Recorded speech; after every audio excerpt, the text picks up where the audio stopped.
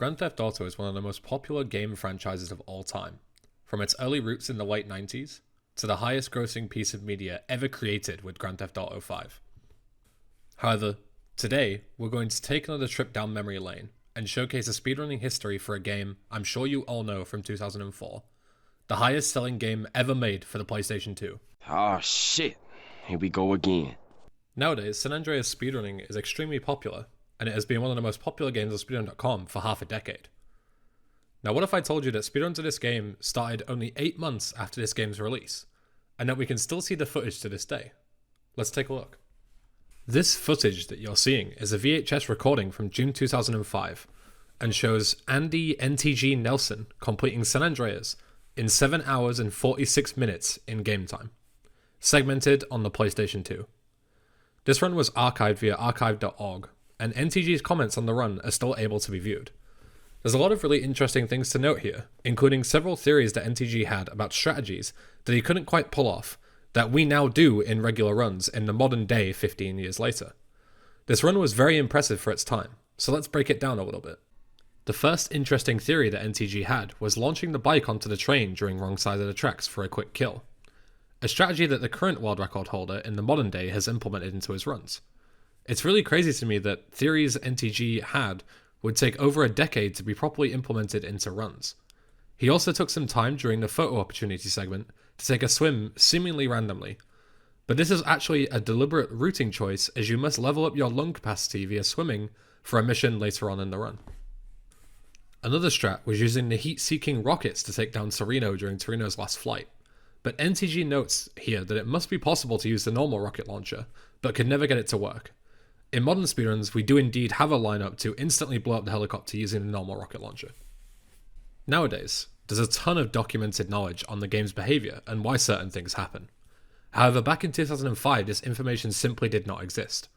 This is why it's extremely impressive that NTG wrote in his comments about Las Venturas, where he deliberately re-entered the helicopter he used for this segment in order to stop it from despawning, a mechanic we understand very well nowadays, as vehicles you use during missions will be cleaned up afterwards, and re-entering them prevents this. NTG shows another example of strats still used to this day from 15 years ago, during Vertical Bird, as he notes that if you fly low enough, the hydras chasing you will destroy themselves, then it's simply a matter of blowing up the boats as usual. As you can see by these notes from NTG, the run was still extremely primitive, but also had a number of exceptional theories and even strats still used to this very day. This run surely set the foundation for San Andreas speedrunning, and would set itself as the first piece in an extremely complex puzzle. The next piece we're going to take a look at is a returning special guest from my Vice City World Record progression, Daniel Cannibal Canine Burns. Hi, I'm Daniel Burns, also known as Cannibal Canine, and welcome to my speedrun of Grand Theft Auto San Andreas. Daniel used the PC version for his runs, but they were still segmented due to the insanely long length of the run at the time.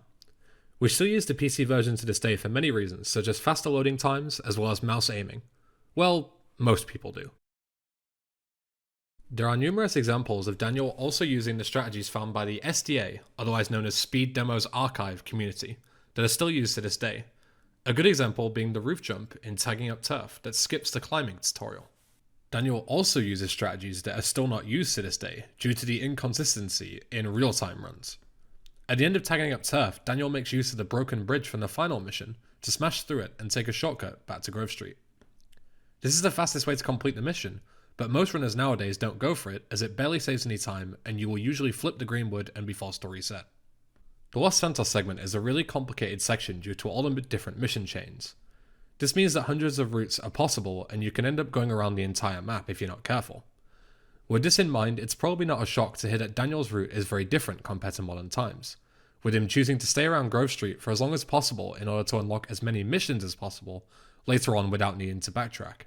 This is quite a sound theory, however the problem is that as he is saving and doing segments, he is manipulating the time in-game constantly, which means that different missions that are usually not available in real time now become available in segmented runs. Back to strat comparisons. Daniel makes use of a very well-known strat during the OG Loke mission, where you can actually shoot Freddy's bike yourself to kill him way earlier than intended, and skip the entire chase and shootout section. However, he notes that he doesn't recall who found this. Well, don't worry, Daniel, because after 12 years of searching, I can finally tell you This strat was done 3 years before you by none other than Andrew NTG himself in his PS2 run, albeit in a much slower way. A user by Snubs on the SDA forum details the much more efficient way, but the seed was planted, like with many other strats, way earlier than most people think. Daniel's use of the strat is what we know today, where you kill Freddy at the first opportunity, which is much faster. But this is more fascinating proof of strats being discovered and fine-tuned over years of research. Towards the end of Los Santos, there is a huge difference in routes and strategies in Daniel's run. The first being that he saved a ZR in the garage all the way back during Big Smoke, and used that for this segment, where you have to drive across the entire map for Doberman and Grey imports. This is obviously much faster than using any random traffic vehicle you'll find, but as we know nowadays, there's a much faster way to deal with this section by just using the fixed NRG motorbike spawn inside the multi-starry car park as soon as you finish Just Business. This bike is one of the fastest land vehicles in the game and allows you to run over the target during Grey imports to kill him instantly. This insta-kill method was known to Daniel, as he uses it in Los Sepulcros in order to kill Kane instantly, but at the time it wasn't thought about to use a bike for Grey imports in a similar way. Here we also see another very notorious mission, wrong side of the tracks. Daniel and the SDA community looked at many ways to speed up this mission and make it easier, and it was discovered in 2007 that you can jump on top of the train in order to kill the guys yourself, much like NTG theorized years prior.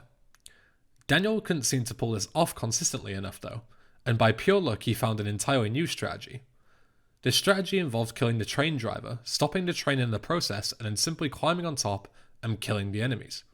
This is slower than the strategy NTG hinted at, that is still used to this day, but it was consistent enough for the time.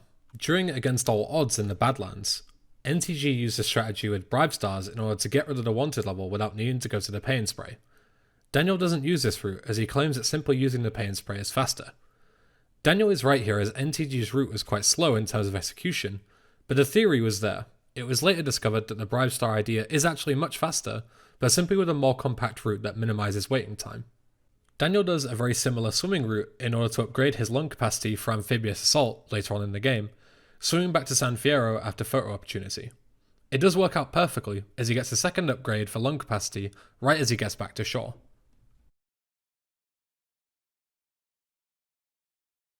Daniel shows that it's not necessary to follow the instructions during Mike Torino, and that you can instead just head straight to the airport where Mike is being held.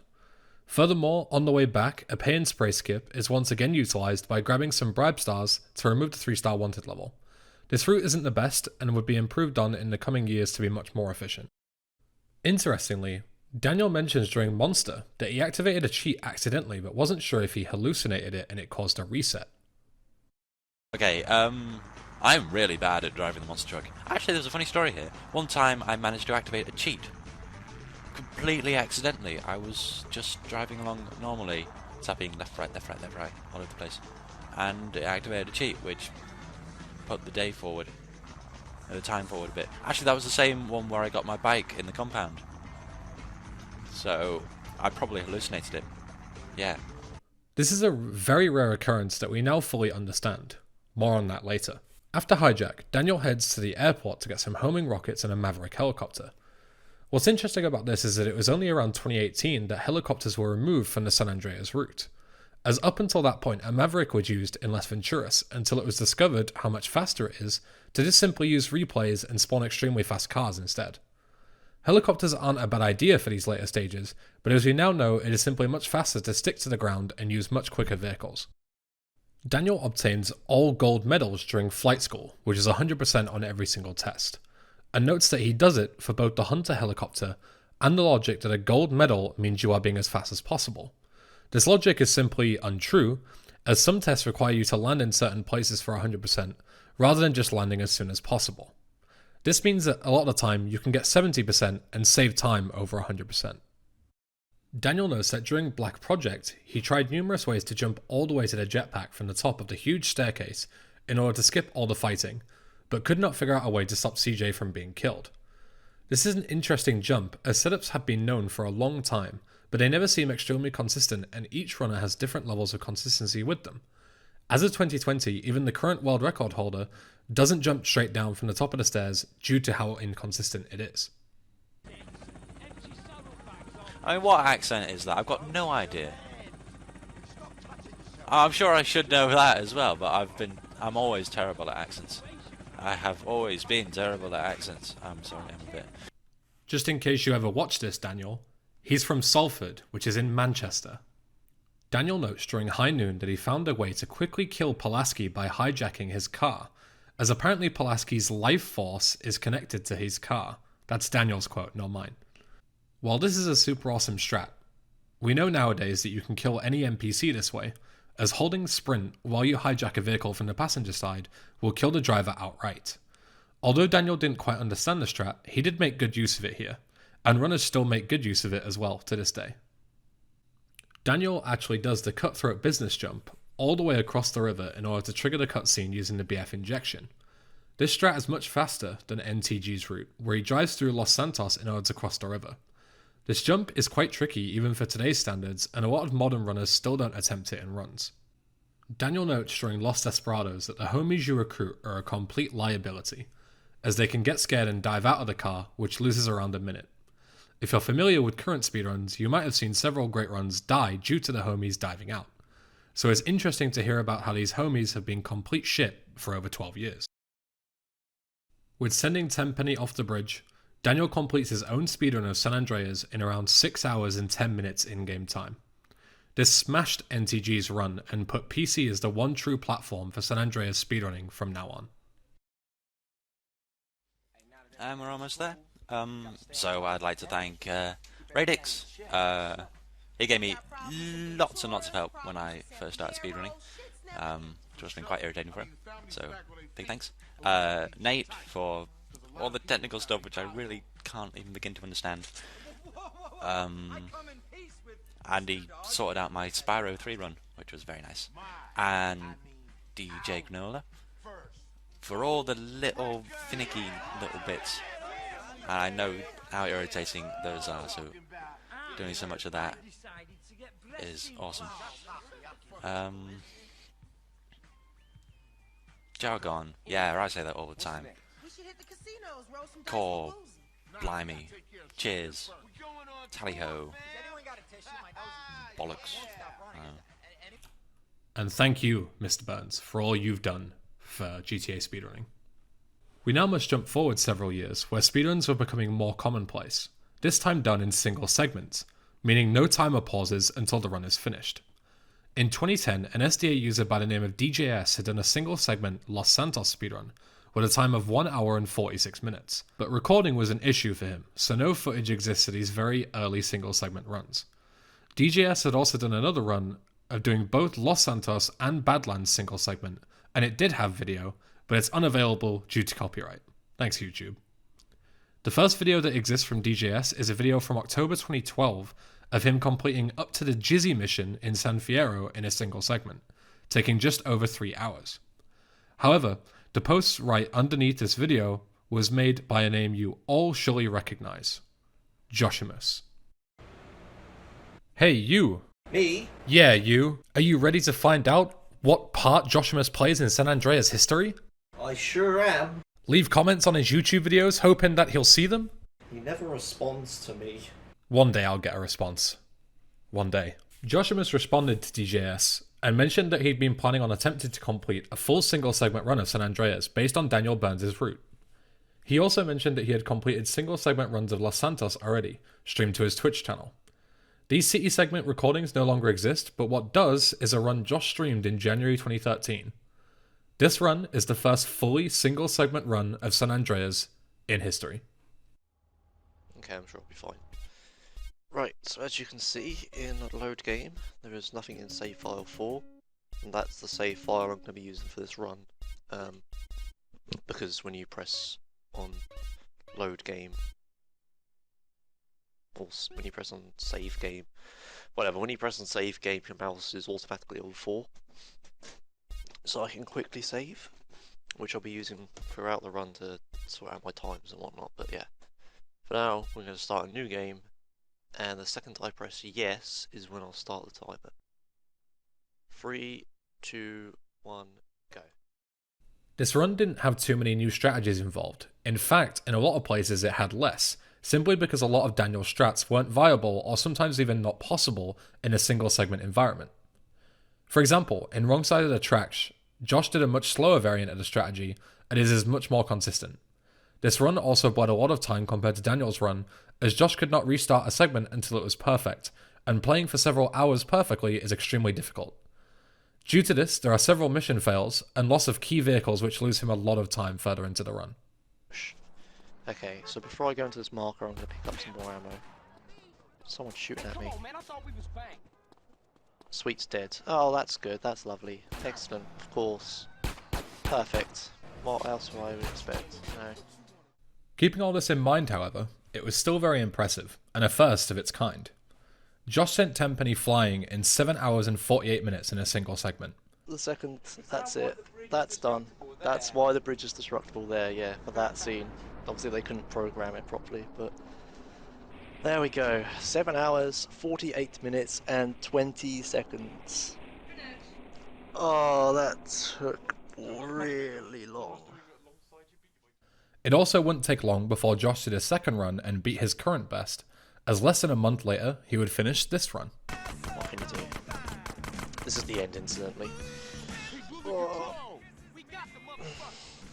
So the seconds, that's it. 7:42. Still the 40s.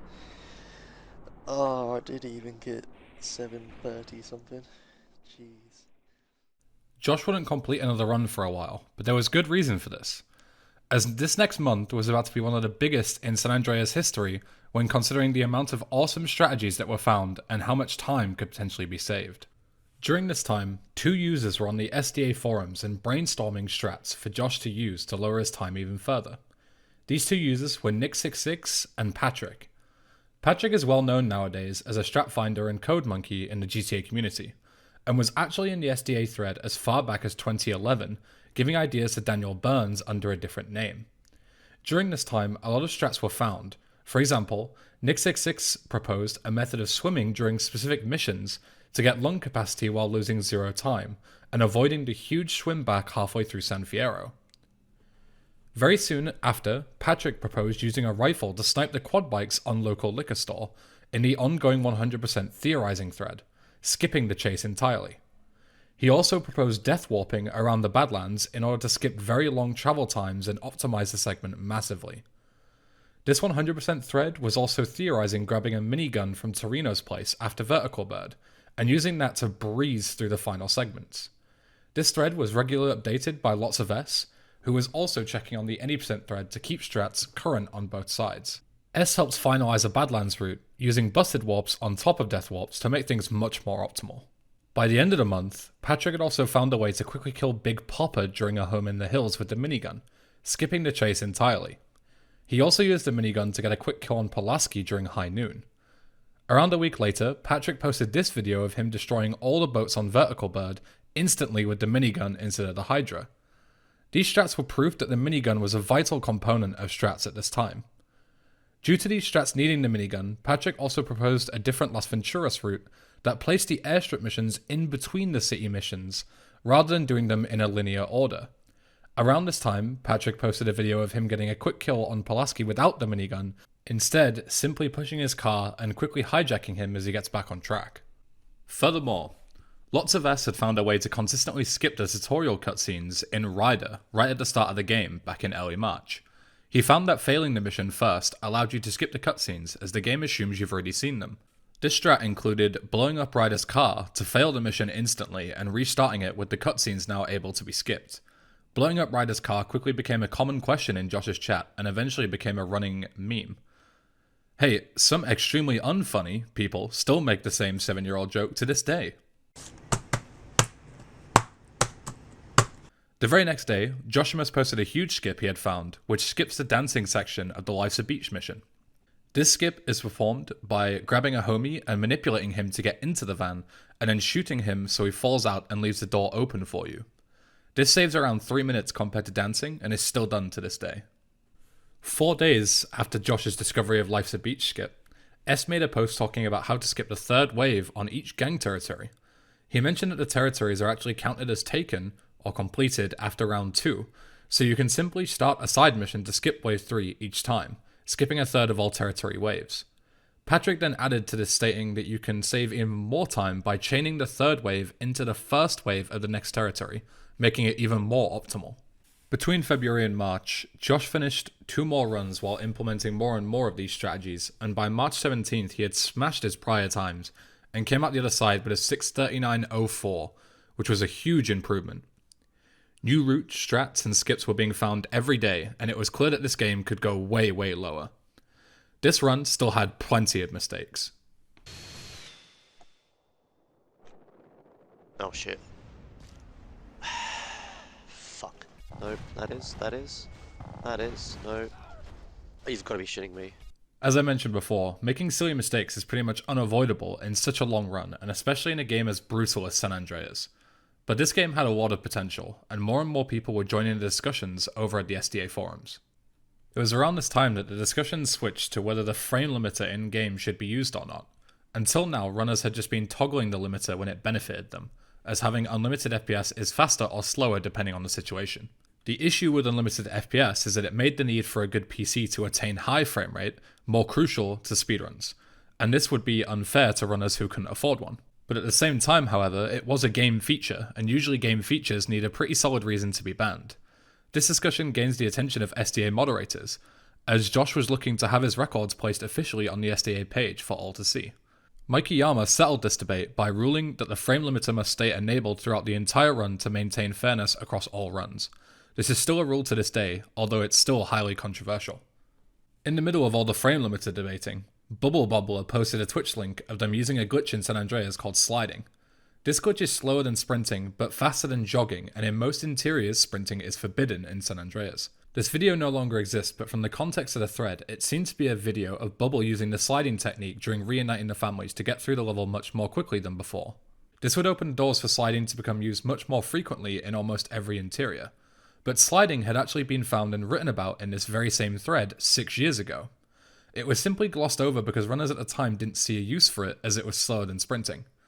With Bubble's video, it was clear that sliding has a lot more use than originally thought, and more places would be found to slide soon after. Between April and July, the discussion went pretty quiet on the SDA thread, so we can switch back to checking up on Josh's progress for a bit. On April 12th, he did another run that just slightly edged out his PB by a minute, and this run was the first one where we could see Josh's concentrating face. This run was very solid to start with, but completely fell apart at the end, so Josh knew a low 6-hour time was on the cards very soon. On May 25th, he finished another run which was much more solid than the last all around. He managed to stay in the green, bar some mistakes later on, but the huge time save in a home in the hills made this an even bigger PB with a time of a 6:23.24. 3, 2, 1. 6:23.24.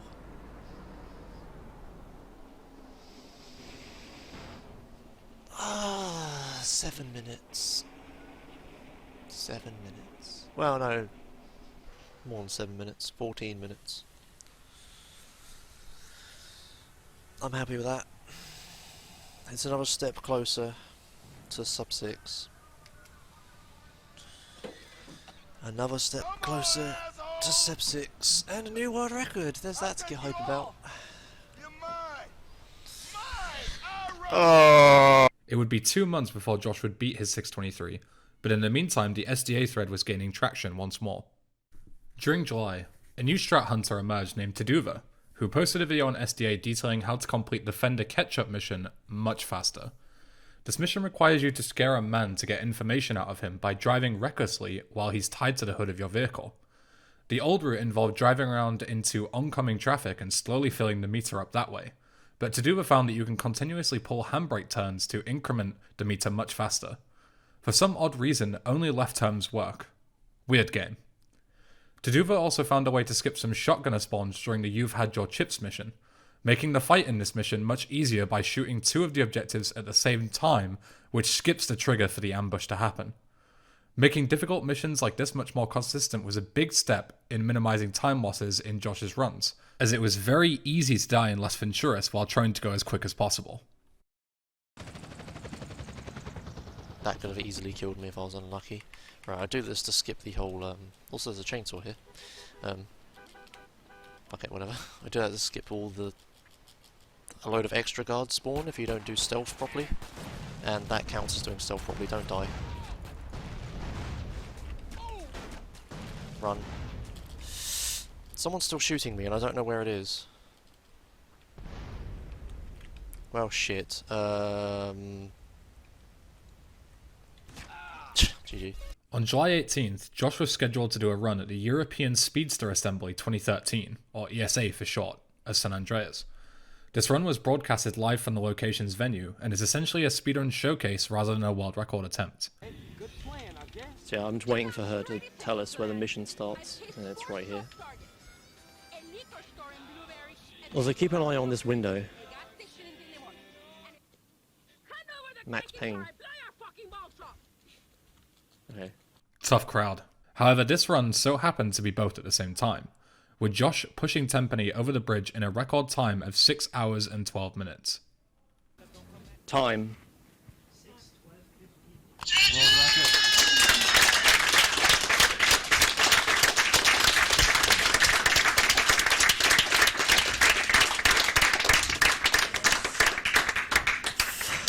Amazing. I need a damn shower. Just so you know, my Josh, hands are sweating. On July 31st, a huge breakthrough was made. This wasn't a strategy, nor was it a big time save. What we got was an answer as to why sometimes specific missions were a ton harder than others, and why it wasn't purely luck-based. An SDA user named Random Machine, who had been doing some testing in a home in the hills, which was still a very problematic and risky mission at the time, found out that stealing a car before reaching the rooftop would cause him to die 100% of the time while sliding through, as the enemies were way more deadly. This was put into some further testing by Josh, and later was discovered to be the notorious accuracy bug that we all know today. To those that don't know what the accuracy bug is, I'll give you a quick rundown. In San Andreas, enemies are more accurate when you enter a car, as they need this boost in accuracy to account for the fact that you're moving much more quickly, so they're still able to attack you. This accuracy stat is supposed to be reset to normal when you exit a car, but it isn't. If you enter a car just before a gunfight, such as in a home in the hills, the enemies will be extremely accurate as though you are in a car, and you will be absolutely destroyed. If you do not enter the car, the enemies are way less accurate as normal, and you can consistently slide through without much trouble. As you can see in this video comparison made by Josh, he plays very sloppily and still makes it out alive in the second clip due to the AI being much less brutal.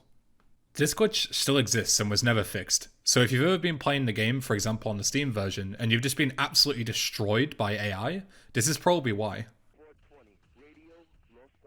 You don't know who you're fucking with, do you? You trying to fuck with my house? With my shit? Some people are destined to make the wrong move over and over again. It's all right. What a possession. I'ma fuck with you. Self-imposed crisis. At Amigo Brokerage and Pawn, we'll secure the funds you need for any collateral items you can get your hands on. Just bring in your stock, jewelry, electronics, munitions, dust. On September 3rd, Josh finished a run to break his ESA record from a few weeks ago. This time he sent Tempany over the edge in 6 hours and 48 seconds. It seems that the video has been wiped by Twitch, so unfortunately I don't have any footage for you, but this run meant that the 6 hour mark would be broken very soon. How soon?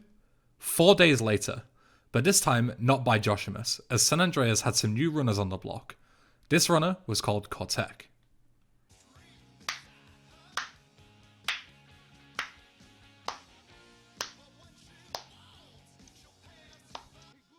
And 5:53:01. Yes!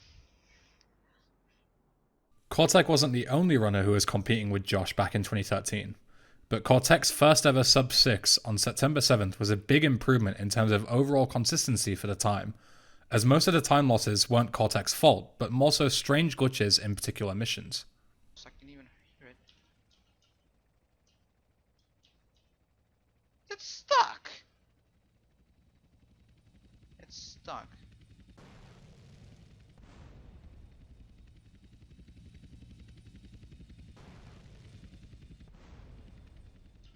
It's fucking stuck.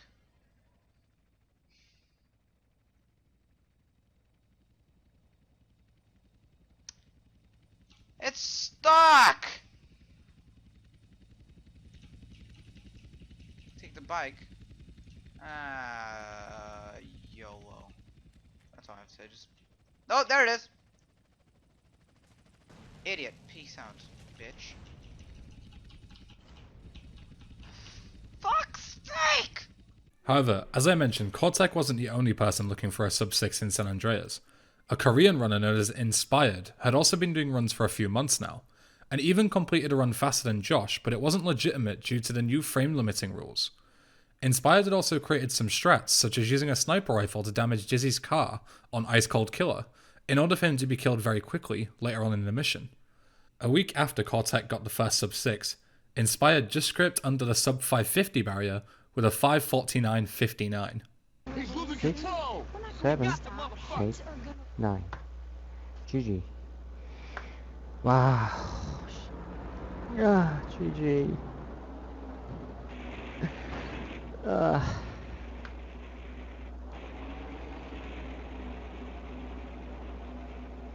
Wow. Inspired's run lasted as the record all the way until November 6th, when a new runner would take the record from him and go on an almost 2-year-long spree of records all the way until late 2015. This runner's name was Omega. Omega was way ahead of his time in terms of skill. He held the world record for SA between November 2013 and November 2015, only losing it for a combined total of 3 weeks across that massive 2-year span. Omega started off his reign of terror with a 5:39 on November 6th, shaving 10 minutes off of Inspired's run.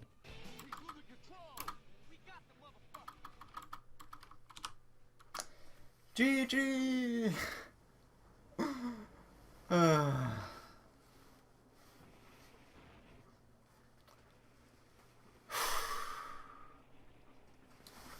Man. About time. Oh man, chat is moving so fast.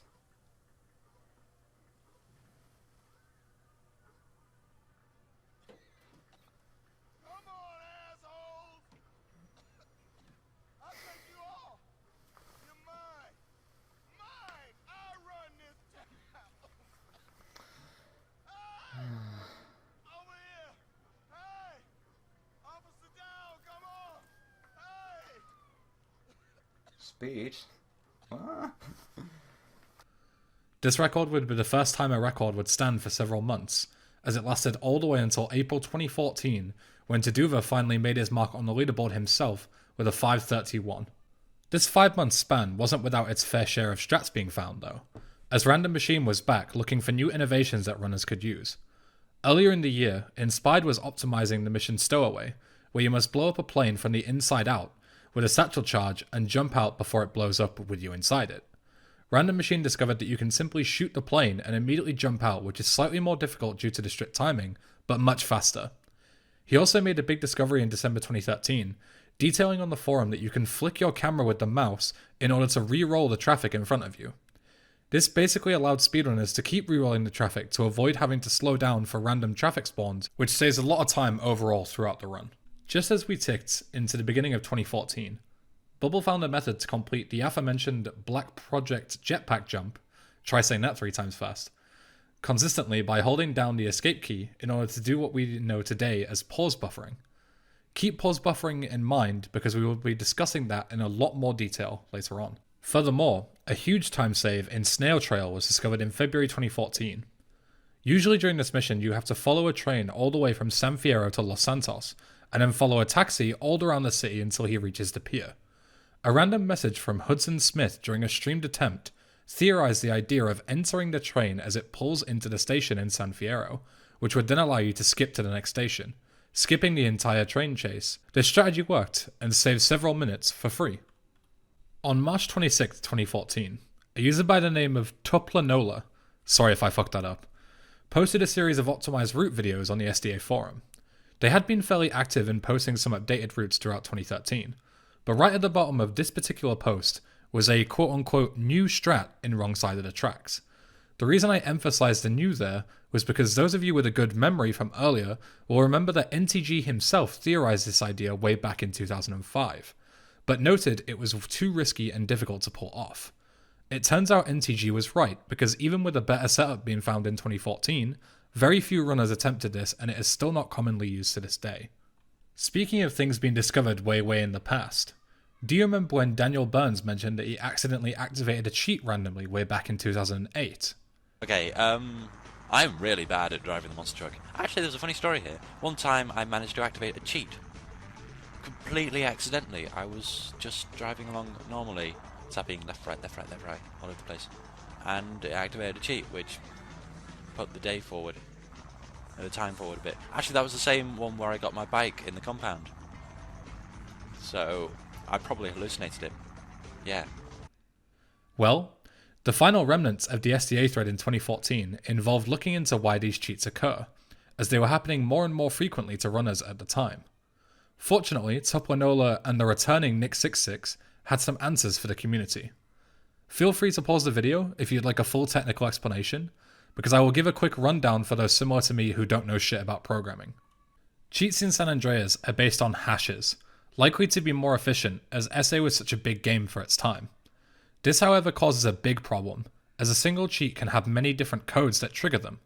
For example, the wanted level cheat can be activated by typing AZACMY, I first DOS, or tested educational skills. This means that there are many key combinations to activate cheat codes that the developers did not ever intend to be used. Most people know the health, armor, and money cheat as Hiso Yam, but this is not actually the developer intended cheat, it's just a random hash. The intended one is I need some help. It also so happens that some of these combinations only involve the W, A, S, and D keys, meaning it's entirely possible to rarely activate a cheat while you're just driving around. Many cheats can be activated this way. For example, you can spawn vehicles such as the quad bike or the hunter. You can even change the weather. While this discussion was taking place, Omega was trading the world records with both Taduva and S himself throughout April of 2014. On April 20th, Omega got a 530 flat, taking the record back from Taduva. S then took the record from Omega 9 days later with a 526. No video of this trade exists, but it's clear that these back and forth records were making great use of all the new strats found in the last month before Omega's reign continued all the way into 2015. And boy, let me tell you, 2015 was quite the year for San Andreas. As those of you who watched my Vice City world record progression will know, a user by the name of Bastant2 discovered an insane way to break GTA speedrunning wide open by abusing the replay system to dupe missions in 2014. This strat was also used in GTA 3 for the same result, but San Andreas didn't quite get the same privilege. The reason for this is that rampages were primarily used in the other games to dupe missions, but San Andreas only has rampages in the multiplayer modes on consoles. This meant that at the time there was no known way to dupe missions without external assistance. However, it was known that if duping was found, it could break the game even more than Vice City or 3 because of the way missions are chained together. I'll give you a quick summary. In San Andreas, missions are grouped into chains. For example, Ryder's missions in Los Santos, Home Invasion, Catalyst, and Robbing Uncle Sam, they're all part of a chain. For the sake of simplicity, we're going to call these missions 1, 2, and 3. In San Andreas, completing Mission 1 will unlock Mission 2 in the chain, as expected, and so on. However, the chains are just a counter of completed missions. So if you complete Mission 1 twice, somehow, then you will skip straight to Mission 3, which in this case would be Robbing Uncle Sam, after duping Home Invasion. This is because Mission 3 simply requires 2 missions in the chain to be added to the counter. This means that duping a mission would allow you to skip the mission afterwards, and as I'm sure you can imagine, skipping entire missions of the game can save an absurd amount of time. As I mentioned before, however, there was no known way to do this. The only thing close to this was when Vice City runner Tia was doing a San Andreas 100% run for fun and accidentally duped the quarry mission in late 2014. The way he did this was simply by parking the bulldozer next to the mission marker and having his phone ring as he started the mission. Cancelling a phone call places you back into free roam mode instead of mission mode, which then allowed Tia to start quarry a second time. Unfortunately, this wasn't a huge breakthrough, as quarry has a big delay when starting the mission, which gives enough time for the phone to ring, and this isn't possible to do in other places. However, our main man Patrick was on the case and started an almost year-long hunt to find a setup for duping across the entirety of 2015. Omega had lowered the time all the way down to a 5:07 in November 2014, and this record would stand for a year while Patrick began his search. Patrick began by trying to start Quarry and other missions at the same time, and asked for help regarding it in the #GTA IRC channel.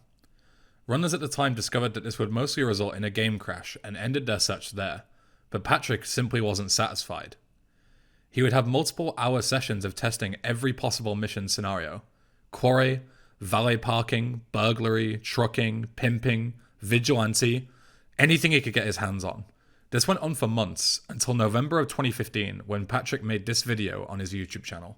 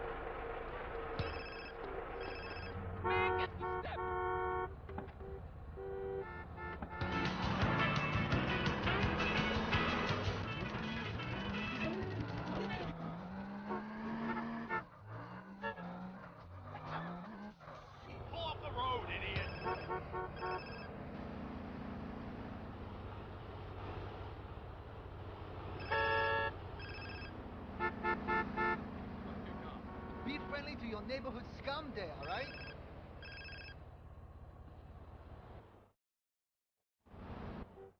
Where's your owner, man?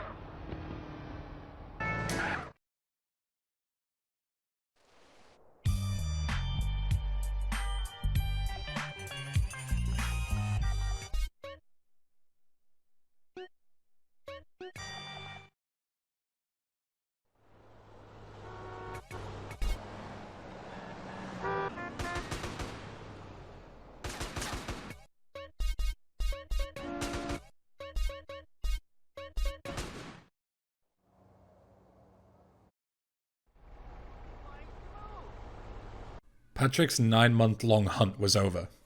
He had found a way to use the trucking mission and a phone call in order to dupe Ranfar Lee, which skipped Lur, the next woozy mission in the chain. Lur is a mission that requires you to take a rancher all the way into the countryside and is a very long and boring mission, but just like that, it was gone from the speedrun. Patrick also describes potentially duping Torino's last flight to skip the final San Fierro mission, as this mission is the one that checks if all of Woozy's missions have been completed. It is actually possible to skip the entire chain and go straight to the desert without ever completing a single Woozy mission. This unfortunately had a big drawback though, as San Andreas forces a 4-star wanted level on you if you go to another section of the game without unlocking it, and this skip would also skip unlocking the desert and Las Venturas. This means that runners would be forced to do the next 2 segments of the game while having 4 stars the entire time, which appeared impossible. It wasn't long before many dupe setups were found, including duping Hijack to skip Interdiction, Verdant Meadows to skip NOE, and Fish in a Barrel to skip Freefall. Within a week, Omega would begin doing attempts using this new Ranfar Lee dupe, and on November 13th he finished the first record with dupes with a 5:04:03. Now the game was getting very close to the sub 5 hour mark, and this new duping setup meant that the game was going to go way past that milestone in a very short amount of time. Sure enough, on November 16th, Omega gave us this run. This run had all the current dupes and a much cleaner endgame, resulting in the first sub 5 in San Andreas history.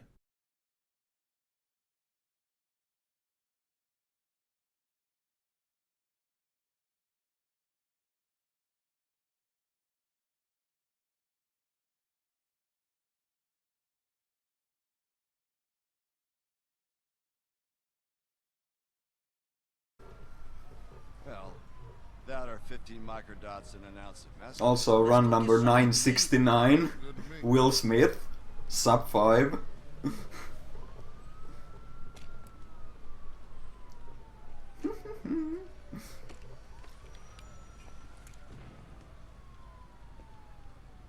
see you around. Officer.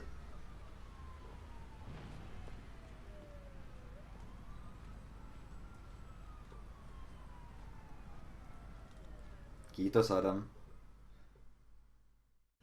More dupes and setup for those dupes would be found in the coming weeks, including a method to dupe missions using Blood Bowl and Bike School instead of trucking, which saved a lot of travel time when duping inside the two big cities. This was an idea theorized by Patrick, with Zoton 2 doing most of the testing. Zoton discovered that you can simply hold your phone call button as you run out of time in Blood Bowl in order to get a call which you can use for duping. This removes the need to drive all the way out of San Fierro to the Badlands to start trucking, and the same applied for Bike School in Las Venturas. With this newfound knowledge and new dupes, it was clear that this run by Omega would not stand for very long. But would Omega continue his streak of dominance over the game? What if I told you that a new runner would come along and start his own streak, but this time for over 5 years and still counting to this day, therefore creating one of the most dominating streaks in GTA history? Allow me to introduce you to Reset.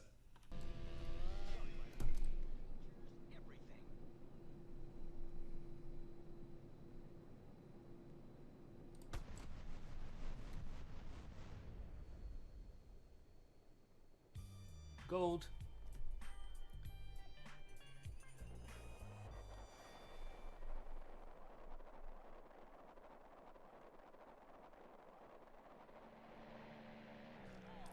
Wow.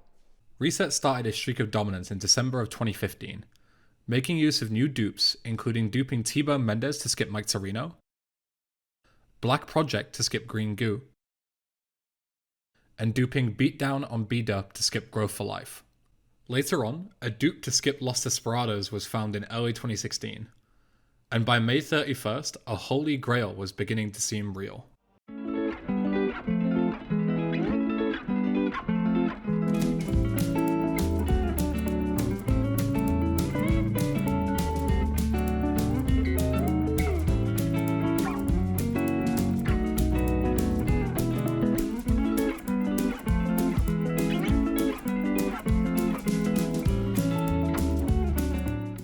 On May 31st, 2016, a user by the name of Mew25 posted a response to the seemingly useless glitches megathread on the speedrun.com forums. This post, however, was not useless at all, and was actually one of the holy grails of San Andreas speedrunning. This video showed a very particular setup to complete Los Desperados twice, which skipped all the way to the second part of End of the Line, the checkpoint just after killing Big Smoke. Because you skipped the first checkpoint of this mission, you also skip the check of having to take over the required number of gang territories. Hence, Gang Territory Skip was born. This was huge, and this allowed Reset to bring his time all the way down to a 4:37 by June 16th. This would stand as the record for a few months, as something even bigger was on the horizon. Remember a little while back when I mentioned the impossibility of skipping the entire Woozy chain and doing Las Venturas with 4 stars? Well, a neat little crossover between both the speedrunning and special vehicle collecting communities allowed for the creation of a strategy that might just make this possible. Allow me to explain. On June 13th, 2 members of the special vehicle community named Rans and Orion SR were discussing a method of modifying vehicles using the mechanic of taking a flight from one airport to the other. This didn't have anything to do with speedrunning, but they later realized that they didn't have a wanted level during this glitch, and reached out to Patrick to detail the glitch as they knew he had been keen to look for something similar. On July 16th, Patrick posted a video on the speedrun.com forums of doing the glitch and keeping the state of not being able to get a wanted level permanently. I'll quickly give you a rundown on how this glitch works. In San Andreas, you can take flights from the airports in the game in order to quickly travel from one city to another without having to fly for yourself. You simply pay a fee, watch a cutscene of the plane taking off and then landing at the other runway. During this travel time, you cannot obtain a wanted level, as the game sets your wanted level back to 0 every single frame. You can use a glitch to gain control in this flight, get out of the plane, and then blow it up before it reaches its destination. And because the game still thinks you're on that flight that never finished, you continue in the game with permanent 0 stars. The only time your wanted level resets is when you die, get busted, or load a save. This glitch was the breakthrough Patrick needed in order to route Woozy Skip into San Andreas speedruns, skipping a huge amount of time in San Fierro. As a side effect of this though, the speedrun just became much more difficult, as during your entire time in Desert and Las Venturas you cannot die or load a safety save. This meant that the skill ceiling had increased massively, but this didn't shy Reset away. On September 2nd, Reset achieved the first record with Woozy Skip, smashing his PB with a 4:31.18. Reset had several time losses that cost him a few minutes each in this run, so he set out to get as close to a perfect run as possible. A little over a month later, he gives us this.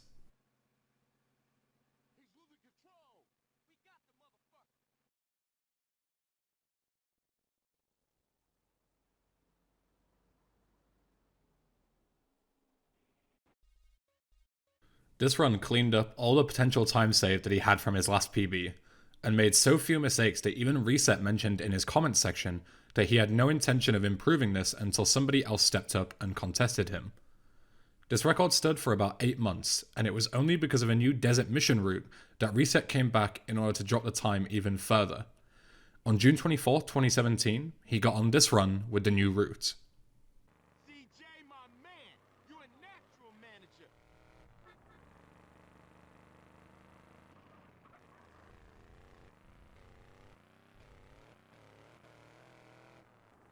Interviewed, huh? Okay, let's smash this party up.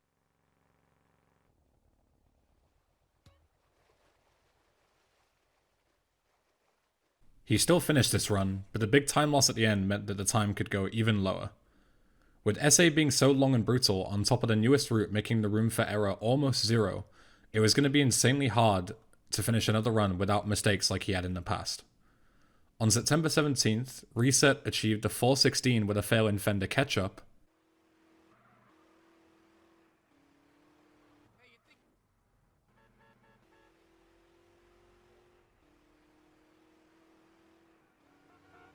then a 4:15 with being trolled in Los Desperados,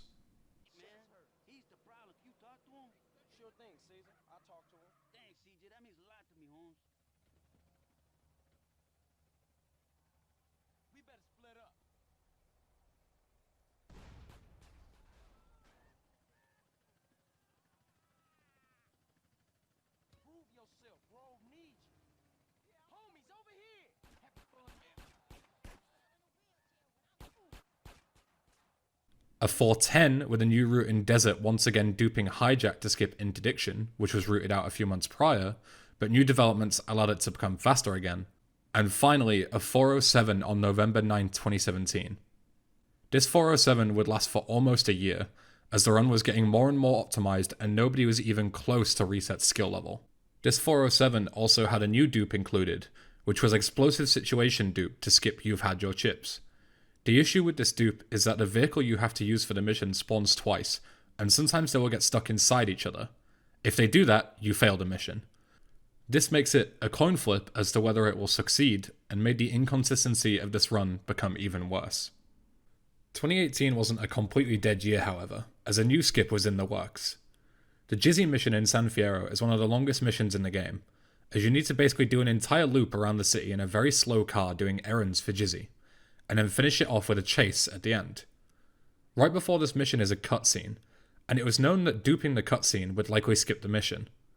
However, when this cutscene is duped, one of the instances would get stuck, meaning that the strat wasn't possible. However, during some testing, it was discovered that triggering certain events would unstick these cutscenes. One of these methods is to date a girlfriend, and Katie was an available girlfriend in San Fierro. The plan was to develop a strat to date Katie in order to unstick this cutscene, and therefore skip the entire Jizzy mission. However, as my fellow gamers know, getting a girlfriend isn't that easy.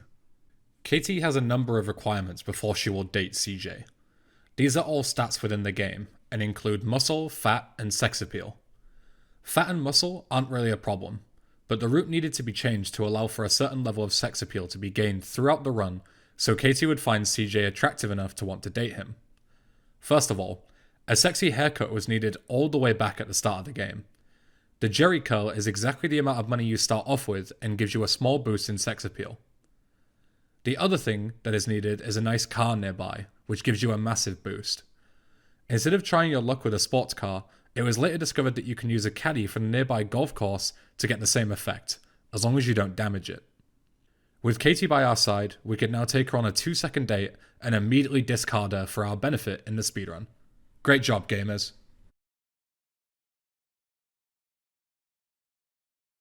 On September 26th, Reset finished his first record with the new Jizzy skip and sent Tenpenny flying in 4 hours and 2 minutes.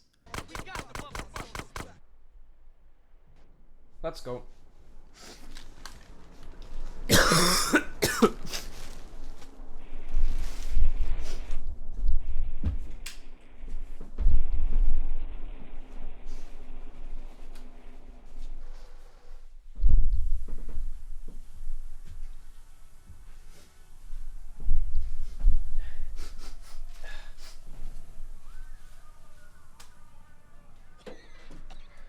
Come on, assholes!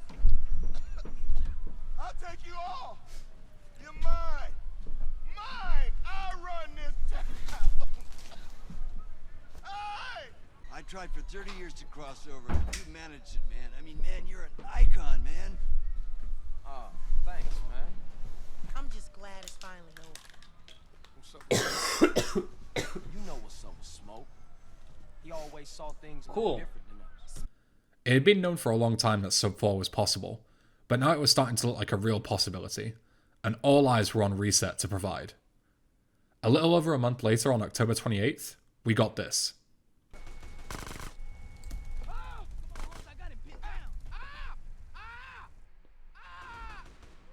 It's not a 359. Sorry to let you down, but it isn't. This run was sub 4 pace going into the final city segment, but some unfortunate time losses and minor mistakes pushed it just over the edge. But this proved that Reset had the ability, and it was only a matter of time. No new strats were needed to make an easy milestone. This was all going to be on Reset and his insane amount of dedication and talent to push this game to the next level. 187. He's losing control! We got the motherfucker! A 4-year streak of dominance has got him to this point, and as we ticked into the new year, he began putting in more time and effort than anyone had ever seen. But this game was not going to go down without a fight.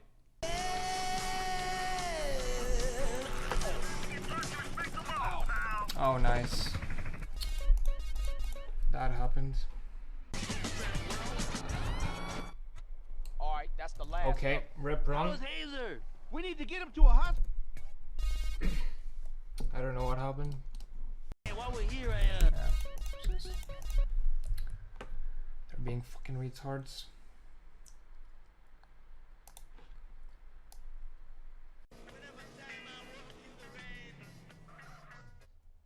Whoa! Oh my god, what? This is so fucking stupid, man. What? Oh, okay, this shit. Dude, this run is dead anyway. What the fuck?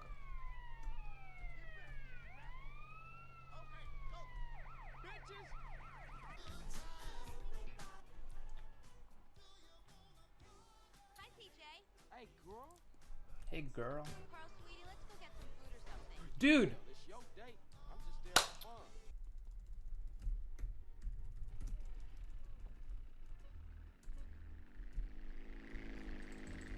Whoa! Dude! Holy fuck. Holy shit. Dude. That scared the fuck out of me. Good plan. I've tasted 4 stores. Wow. A liquor store in Blueberries, a bank in Palomino Creek. Well, not anymore. Jesus Christ. Come on in, let's do this.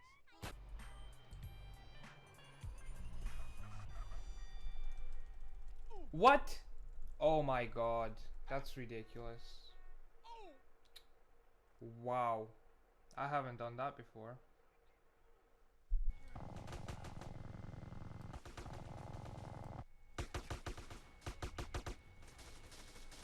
Just take this pussy armor or whatever.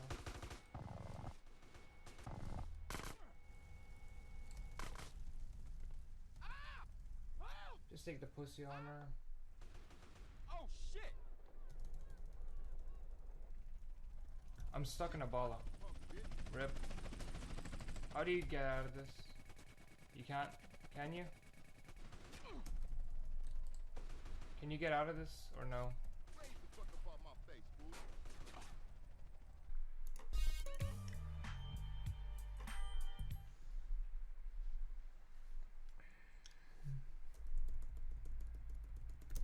What was the best run this week? I got it on to ES-Tube yesterday, but it failed at ES-Tube, so I guess that was the best one. No, no gold. Fuck. Ay, ay. That fucking van didn't explode for some reason for so long.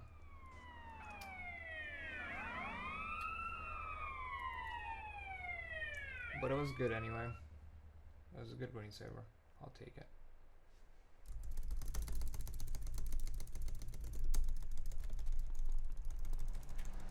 Between Garcia and... This is the place. Whoa, Jesus, dude. Looks like you've been fed a bummer. Whoa, Jesus, dude. Looks like you've been fed a bummer. It looks like you've been fed a bad Badlands. Yeah, truth, I know. You think?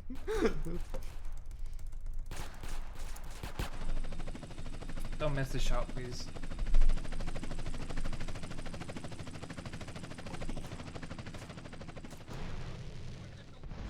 Yes. Pro.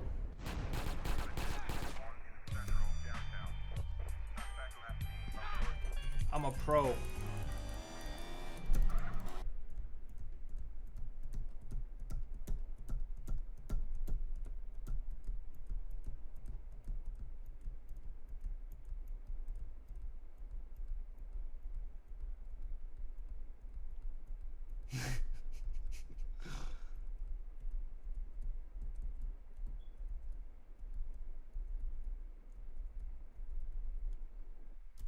Oh god, don't start with this follower shit.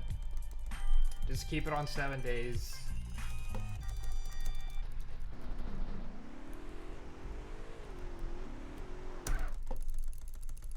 It worked. Okay.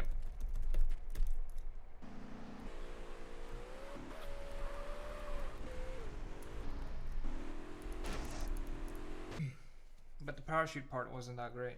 We'll see. I think I opened it a bit too early. We'll see.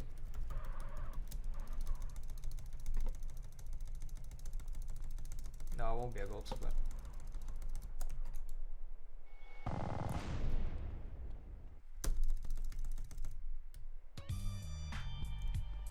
Is it really over? He's losing control! We got the motherfucker!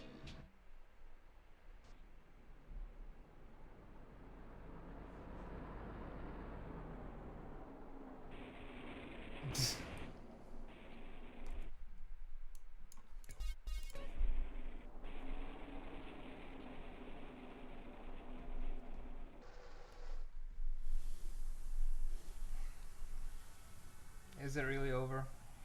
This was it. San Andreas completed in under 4 hours. For a quick overview as to how much skill is needed to achieve this run is almost 2 years old, and yet only one other runner has achieved a sub 4 to this day.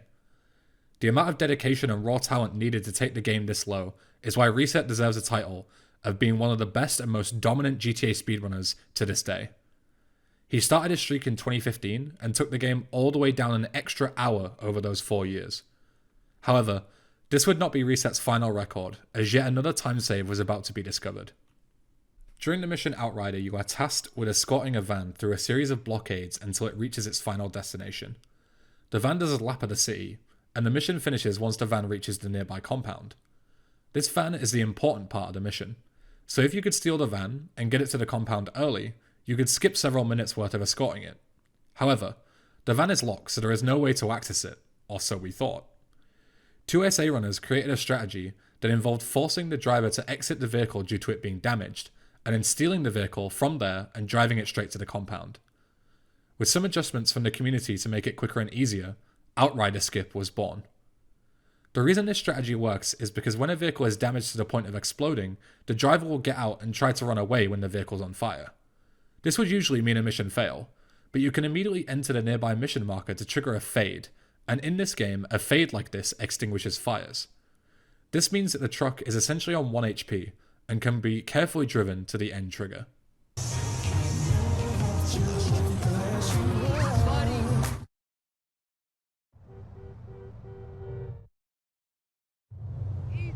This saved a few minutes, and Reset knew that he had one more run left in him using this new strat. On April 23rd, Reset finished the first record with Outrider Skip, and his final entry into the record books. I think, right? Yeah. Good. You love to see it. Please, cop bike.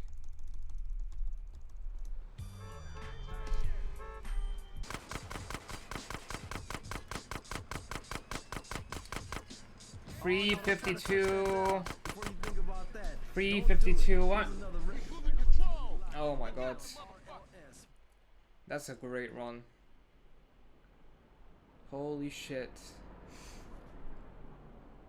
That's a great run, boys. That's a great run.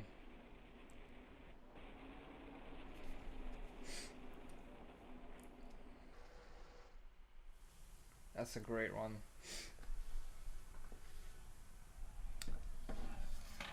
And everything went well too, like all the RNG bits, like intensive care, Sultan for homecoming, then I got a Sultan after cutthroat business. The homies didn't jump out. Yo.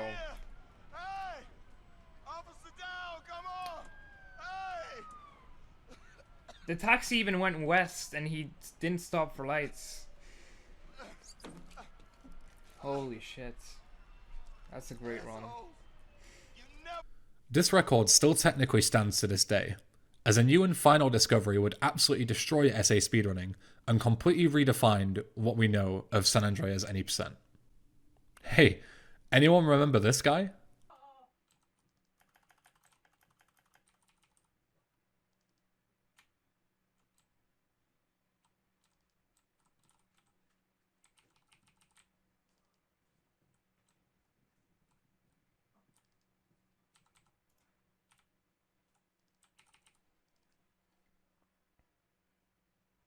One elephant. Yes! Yes! Let's fucking go! The elephants! For the elephants! FAQ split. Yes! Fuck your fucking shitty setup, Powdernet. I'll just make my own one up. Fuck that. Alright. World record, yeah! It only took 2 days. The perfect fucking outcome. End of the line 3. Not end of the line 1. Not end of the line 2. Not riot. Part fucking 3. Straight to the end, my man. Yes! Only took me an hour. Fucking up. But I did it. After 7 or 6 or some amount of years, I finally have any % world record again. And the time is 1:32:08. G to the fucking G. I did it. Yes. Yes. I did it, Emma. Joshimus had just completed San Andreas start to finish in 19 minutes, using a new glitch found by Powdernet that basically allows you to skip from the second mission of the game all the way to the final mission of the game. I'm not even going to bother and try and explain such madness, but if any of you nerds out there would like a technical explanation, I'll link one in the description. The issue is that this only works on the remastered quote-unquote version of the game, which is actually a disgusting mobile port that Rockstar placed on the Windows Store as a complete slap in the face to fans all around the world, out of pure greed. This version is frankly horrible to play, so most runners stick to the new category, where Reset was still on top, known as any percent no AGS. However, over the next few months, the any percent record was traded a bunch and was eventually optimized all the way down to 15 minutes by a series of runners, namely Josh, Hoxie, Powdernet, The Gary, 123 Robot. Yes! Yes! Yes! Yes! Yes! Let's go! Let's go! Let's go! Let's go! Let's go! Oh no!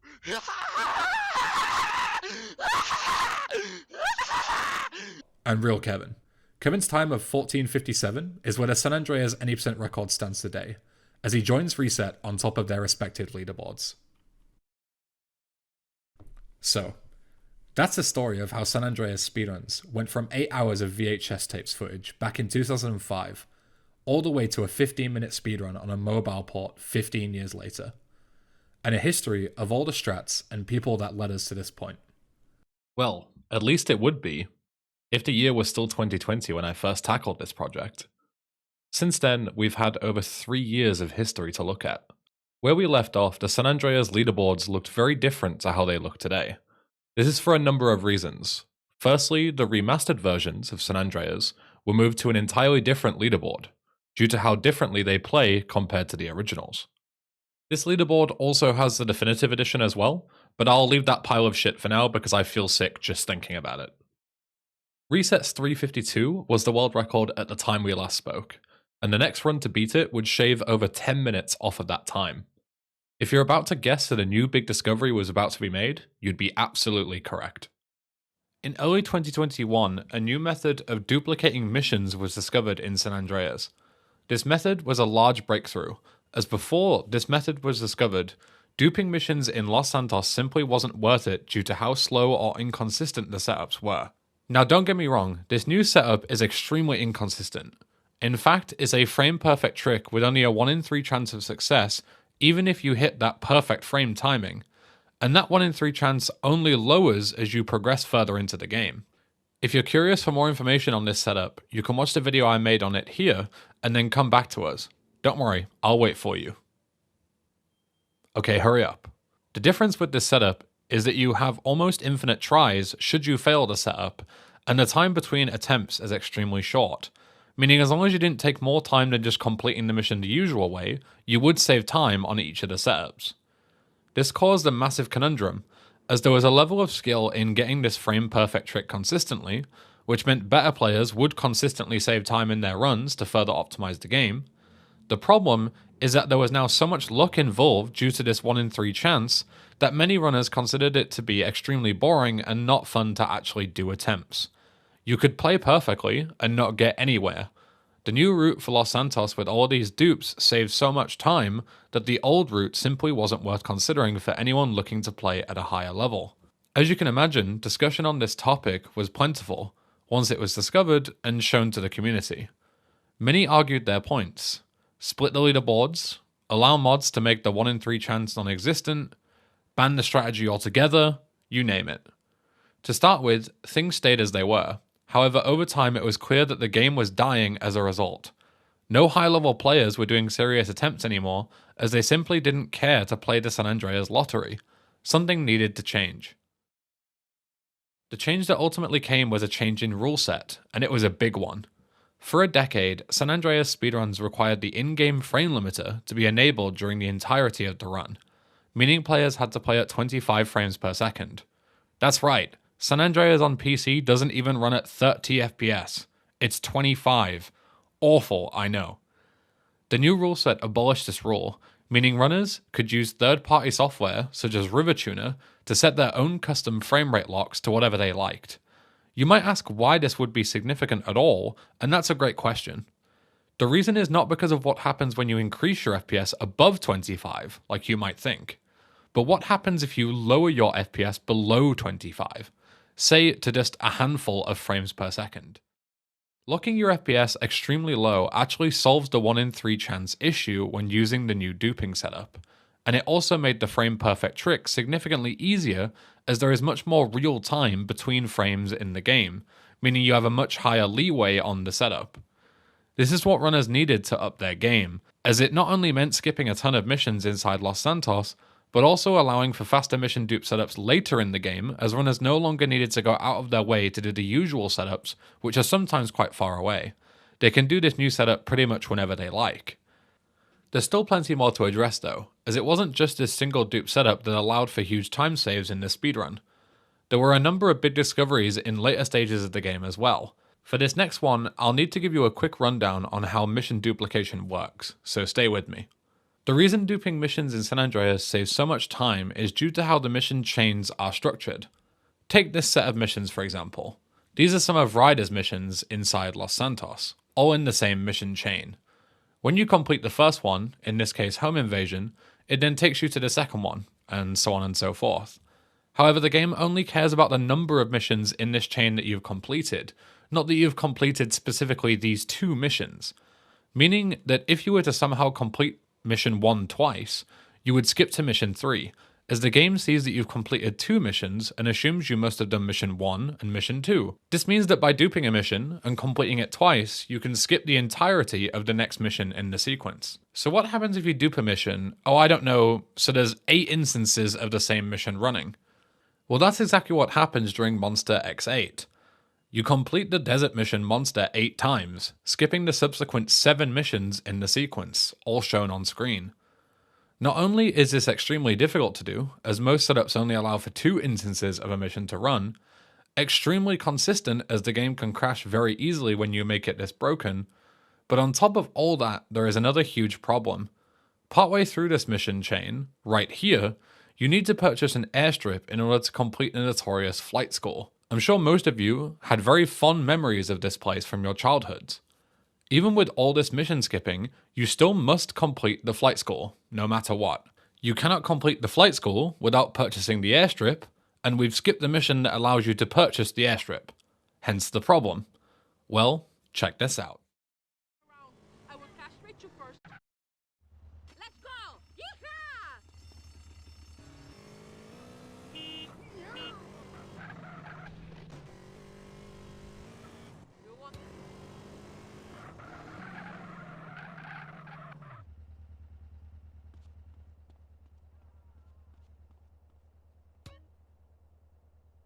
Hey, you leave me and I kill your family! Carl Johnson, you are shit!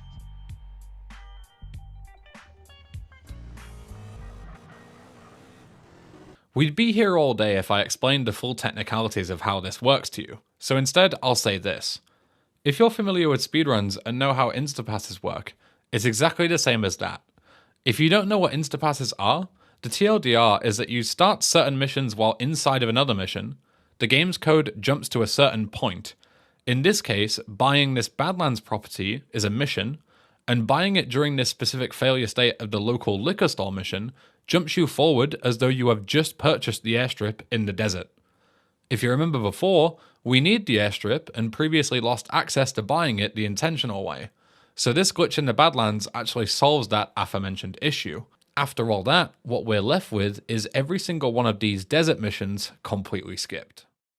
The next skip that we'll be looking at is called Riot x3, or as I like to call it, Gang Territory Skip Skip.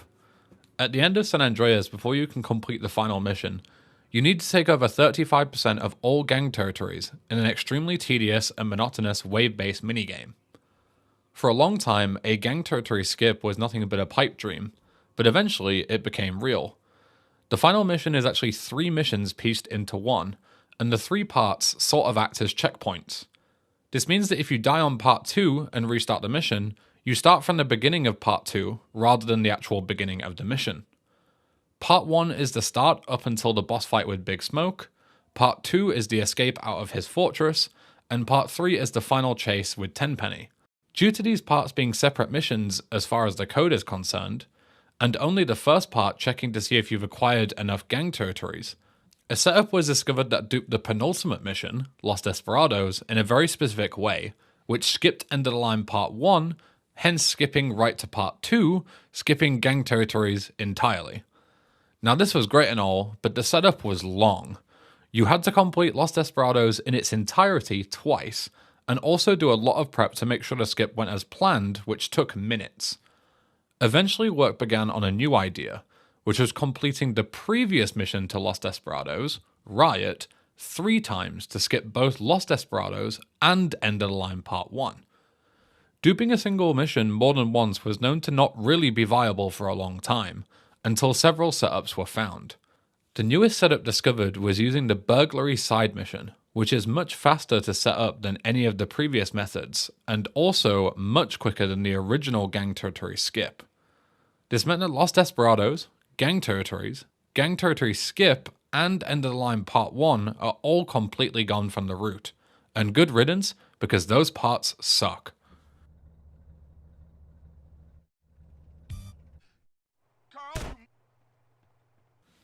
San Andreas isn't all huge skips though. There are also some recently discovered smaller tricks that don't save as much time, but are still really cool. Take this one for example. You know those extremely annoying races at the end of the Badlands segment? Check this out.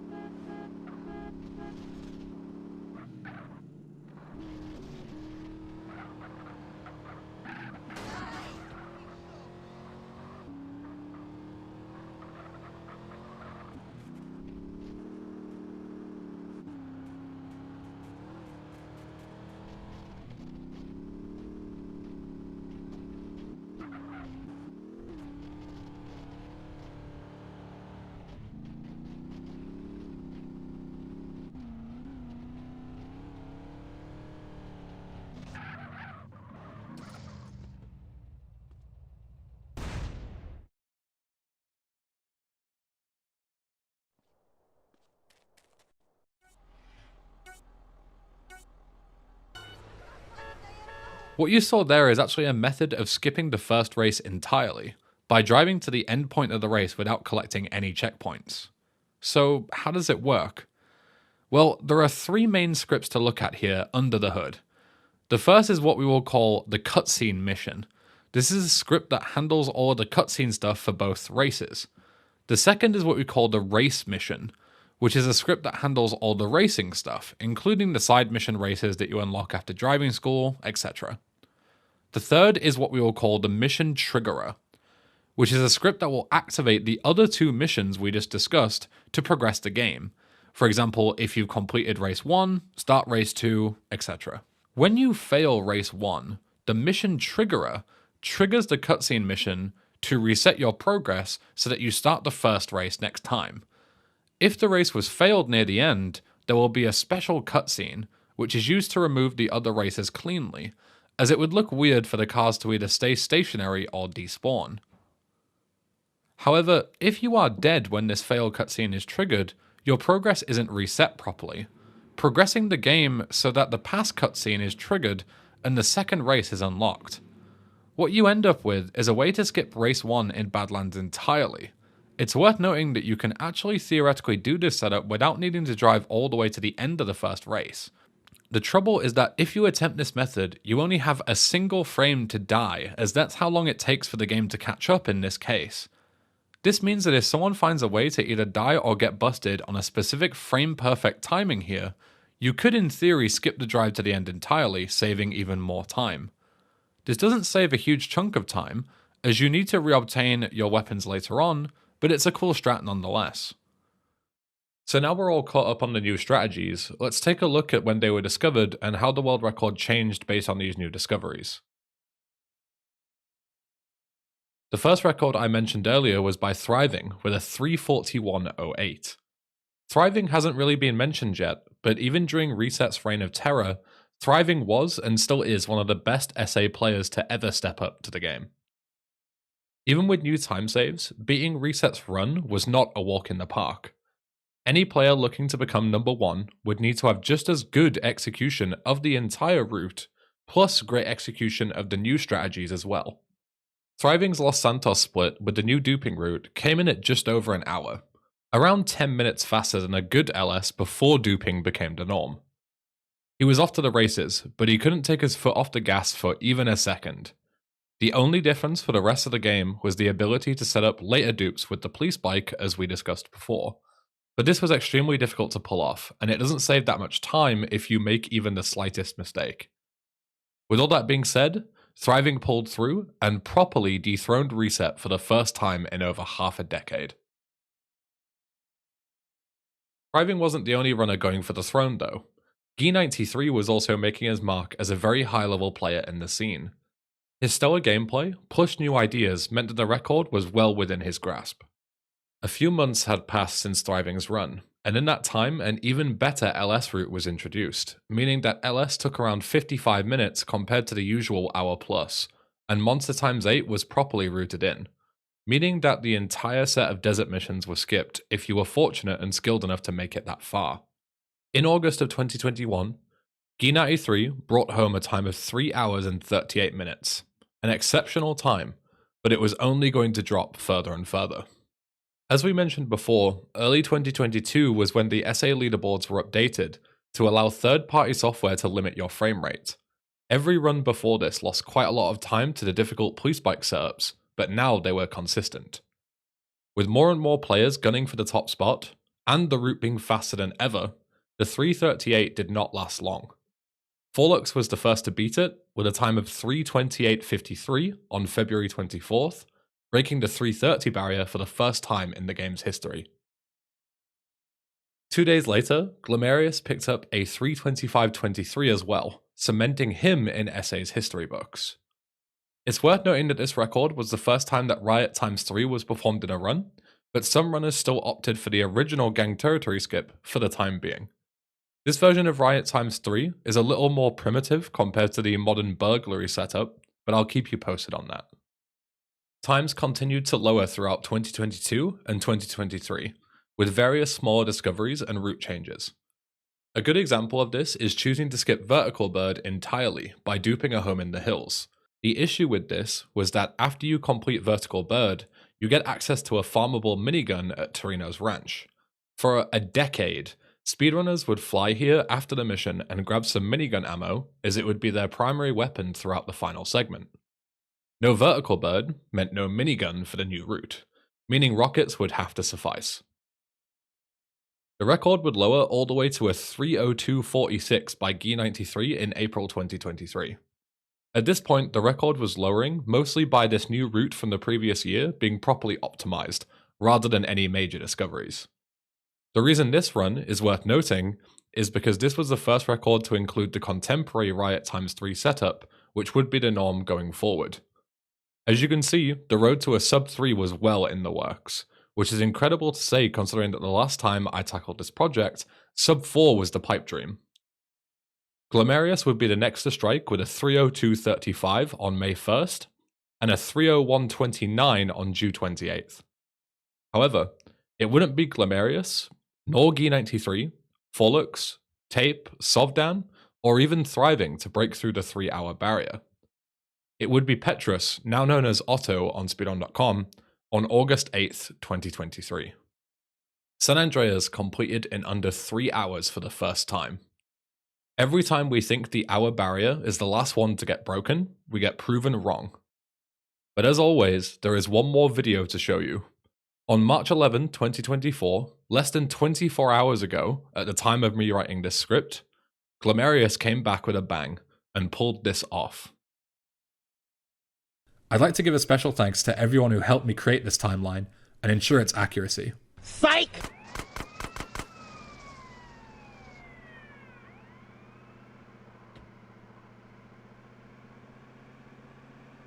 He's losing control! We got the motherfucker!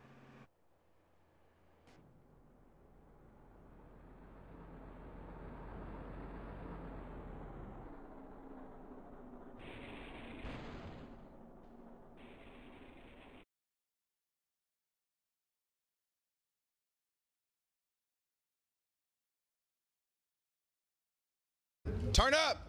This guy is crazy as fuck. He's got to be on Molly or some powder or something.